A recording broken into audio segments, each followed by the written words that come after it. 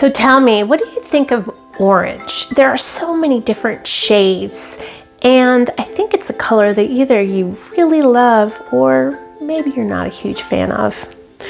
Hi, this is Margaret Byrd, and welcome to Color Quest. I really like orange. Part of that may be because I have a Dutch boyfriend, and that is the color of the Netherlands. If you have been following along, you know that last week we looked at orange as one of the many colors that cochineal can bring to us, and it was a beautiful, deep orange color. Today, I'd like to switch it up a bit, and that is look at how cochineal could be used as an overdye onto our very trusty yellow, and that is weld. We've been looking at overdyeing on weld for many videos over the past few months, and I thought it would be fun to see what cochineal will do. So let's start crushing those bugs and get to working on a new orange in our dye pot.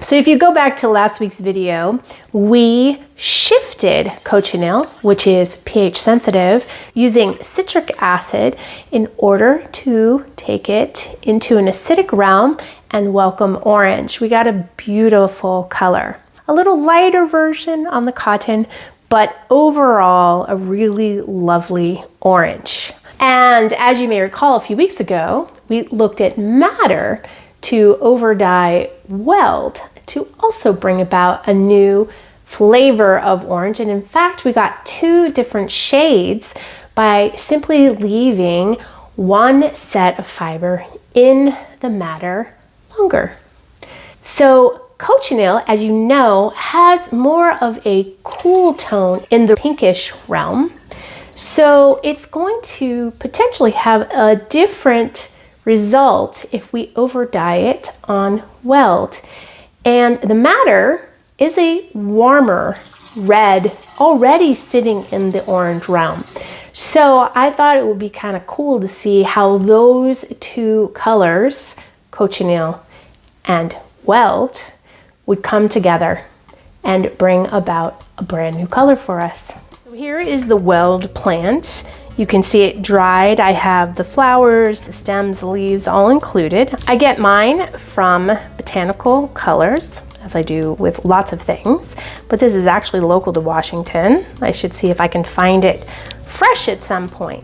And this is the yellow that it makes. So here it is on silk. Here it is on wool. I mean, look at how vibrant that is. And as well as how amazing it did with our cotton samples. So these are the pieces of fiber that we're going to use today. We're going to see how this vibrant yellow looks when it's overdyed with the pinkish red of cochineal. Let's get these pieces into water and soaking while we talk about fiber prep and cochineal. So you are going to want to properly treat your fiber. Wash it and use a mordant in order to welcome a stronger bond with any dye source that you're using. The weld pieces that we already have went through that process. They were washed on the stovetop with a little bit of mild detergent. They were rinsed and then put into mordant baths of alum for the protein fibers and aluminum acetate for the cellulose fibers. Now, because I've been getting lighter results on the cotton, I could in fact look at doing a tannin pre-treatment and then an aluminum sulfate treatment on top to potentially welcome a stronger bond with that cochineal. But since I already have those fiber pieces coming from the weld pot with that simple one-step mordant, that's what we're going to use today. I will not be doing a secondary mordant on top of the weld dyed fiber. I'm going to bank on the fact that that bond is still strong and going to happily mix with the cochineal. Now, the cochineal dye, today we're going to use the last of what we have made as a master dye pot. In the first video that we looked at with cochineal, looking to turn it into a red dye, I walked through a multi-extraction process. And the reason why I did it that way is because cochineal has a lot of color and you don't want to leave any behind in those little tiny bugs. So again, you can go back and watch the full process of how to do that in the cochineal red video. But it's simply heating multiple times and then combining all of those different extractions together. So you have all of the potential of color coming out. I only have about one portion left of that. It may already be turning into a sort of exhaust, but I'm going to use it today to over dye. So let's get to it.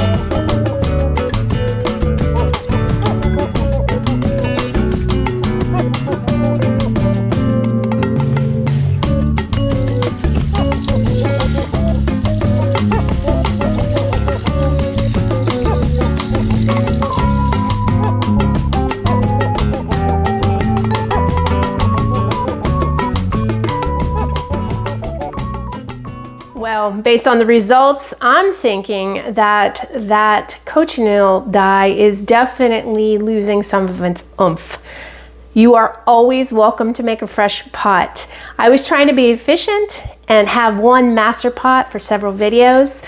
I think as the weeks have gone on, maybe some of that dye has been sucked up into the previous fiber, but that's okay. Let's take a look at the results. There you have it. So we have our silk, our wool, and our cotton.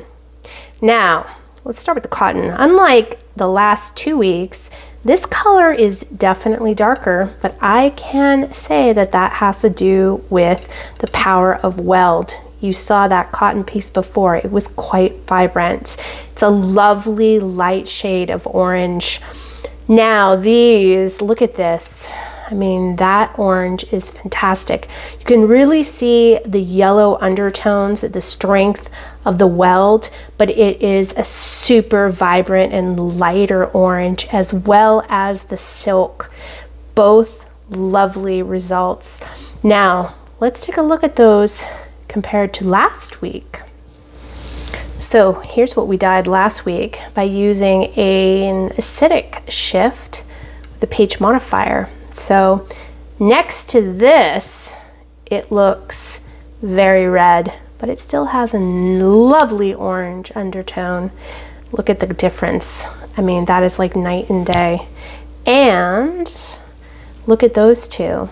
Again, this is a really sort of pretty pinkish hue to the orange, whereas that is more of a warm orange, which makes sense with the yellow. But I couldn't be happier. Now, let's take a look at it next to the madder. That is one that I was super interested in. And there you have it. Now, what was fun about the madder is that we did it where we did one relatively quickly in the dye pot, and then we did one where we kept it much longer. I think this was, I don't even remember. You have to go back and look at the video. But this was a much longer soak in the madder than this one. And you can see quite a difference. So it matters how long you keep your fiber in a dye bath into how much it may impact the color.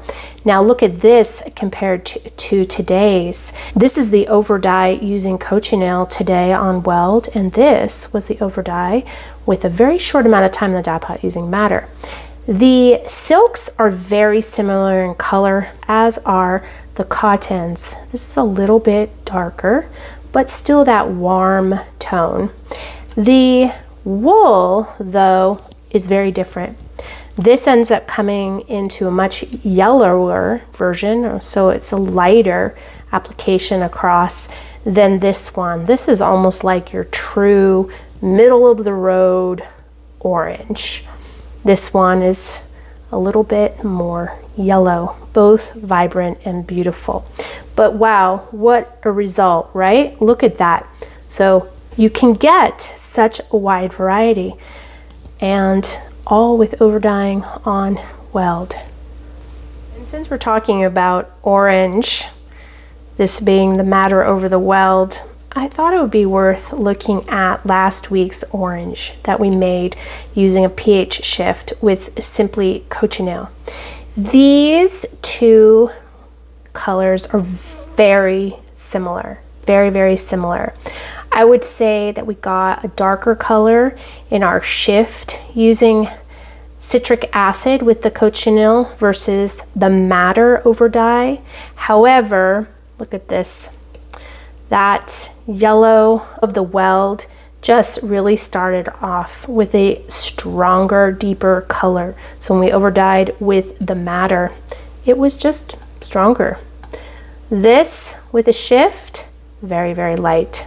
So anyway, all super interesting, and all just a matter of how you can continue to find new colors in your dye studio. So look at that. We now have 4 different oranges thanks to some experimentation, a little bit of overdying, and just keeping curiosity flowing through our natural dye studio. And you'll notice we have such variety across the different fibers. So remember, you can always get differences within your fiber choices too. So don't try one kind of fiber and think that's going to be the color that you're always going to get, because as you've seen today, that's not the case. Now, next week, we have run out of our Cochineal dye and we need to make a new pot. And I realize that we did not look at what I like to call Cochineal neutral. And that is, if we don't change anything about the Cochineal itself, what is the color that we can bring into our fibers? Next week on Color Quest, I take a look at that. We're gonna need to build a whole new pot because we have several more videos to go as we explore this incredible scale insect. But next week, let's just see what that little bug will do for us if we just make some dye with it. Have a wonderful week, and share the good news about the rainbow that we're walking through over here. We are getting some fantastic colors. You might have friends that would like to, I don't know, learn a little bit more about it. Until then, I will see you next Friday. No.